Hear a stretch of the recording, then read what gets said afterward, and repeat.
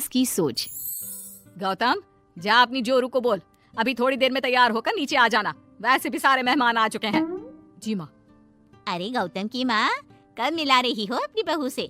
मैंने तो उसकी सुंदरता के बड़े चर्चे सुने हैं। आज हम भी तो देखे कितनी सुंदर है।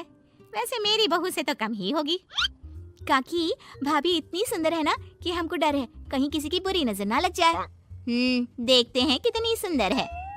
अरे आप चुप कर और देख अपनी भाभी को, तैयार हुई या नहीं। अरे लो, भाभी आ गई। अरे कितनी सुंदर है, इसके चेहरे पे तो चांद सी चमक है। सुन रिमझिम, क्या नाम है तेरी भाभी का? सही पहचाना आपने, चांदनी है मेरी भाभी का नाम। क्या हुआ काकी, मुंह से बाहर शब्द नहीं निकल रहे? या चांदनी भाभी की चांद सी सुंदरता ने आपका मुंह बंद करवा दिया? हाँ सुंदर तो है, पर सुंदरता से क्या होता है? लड़की में गुण भी तो होने चाहिए। मेरी बहू में सुंदरता के साथ साथ संस्कार भी है।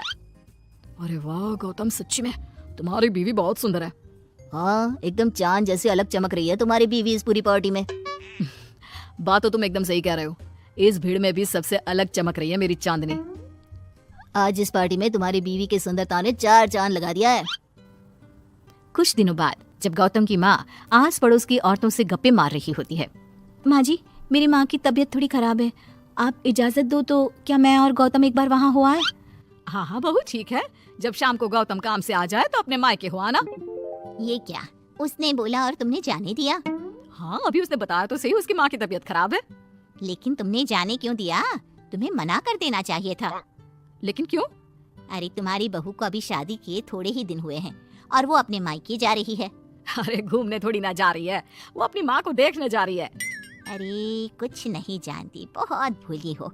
ये बहुएं बस बहाने बनाती हैं अपने मायके जाने के लिए। मैं तो कहती हूँ तुम अपनी बहू पे थोड़ा ध्यान दो। एक तो तुम्हारी बहू रूप की सुंदर है, कहीं तुम्हारे बेटे को बहला फुसला ना दे। अरे लेकिन वो ऐसा क्यों करेगी, और वैसे भी वो ऐसी नहीं है, वो मेरा बहुत ध्यान रखती है। तुम ना आजकल के बच्चों को नहीं जानती। शुरू शुरू में ये सास की सेवा करना, परिवार का ख्याल रखना बहुत अच्छे से जानती है, और पीठ पीछे अपने पतियों को परिवार से अलग होने की सलाह देती रहती है। क्यों बहनों, क्या मैं गलत कह रही हूँ? हाँ वैसे बात तो सही है आपकी। और पता है, मेरी बहन के बेटे की शादी को अभी 1 महीना भी नहीं हुआ और उसका बेटा अपनी बीवी की हर बात मानता है, और तो और अपनी बीवी के लिए अपनी माँ से लड़ता भी है। पूरा का पूरा अपनी जोरू का गुलाम बन गया है। तुम्हारी बहू वैसे भी इतनी सुंदर है, ऊपर से पढ़ी लिखी भी है, और आजकल की पढ़ी लिखी लड़कियां अपने पति को चिकनी चुपड़ी बातों में फंसाकर अपना काम निकलवाना जानती हैं। हाँ।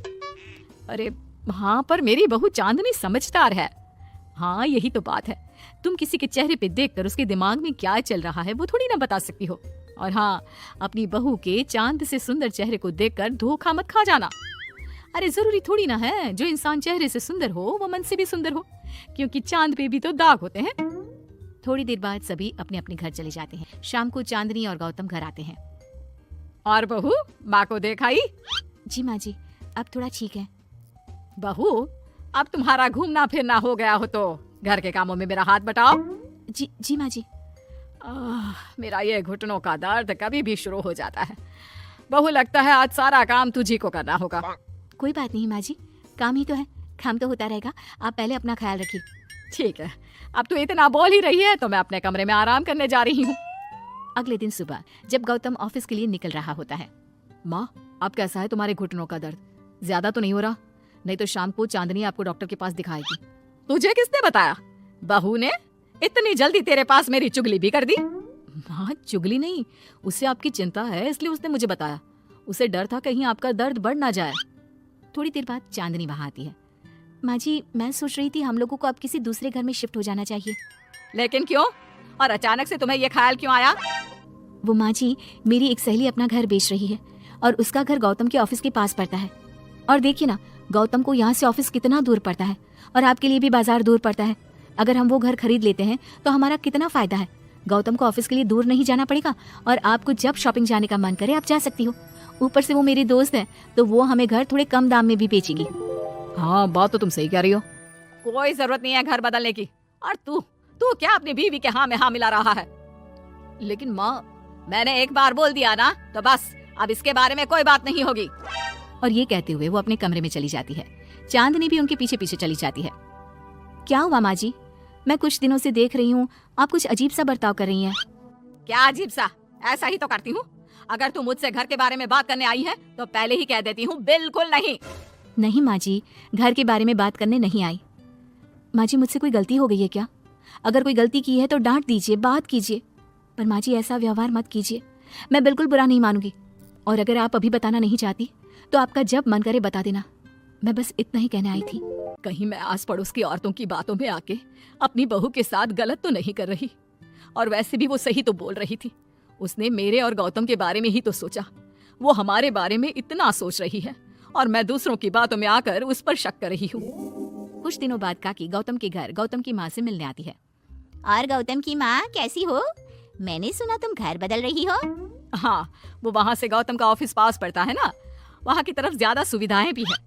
लेकिन इतनी जल्दी तुमने घर कैसे ढूंढा? किसने बताया? मुझे भी बताओ, मुझे भी अपना घर बदलना था। ये चांदनी का आइडिया था, उसी ने घर ढूंढा।